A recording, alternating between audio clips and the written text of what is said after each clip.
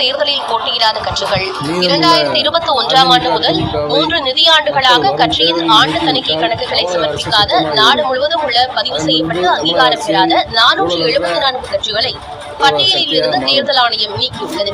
அதன்படி தமிழகத்தில் 42 கட்சிகள் பட்டியலில் இருந்து அதிரடியாக நீக்கப்பட்டுள்ளன.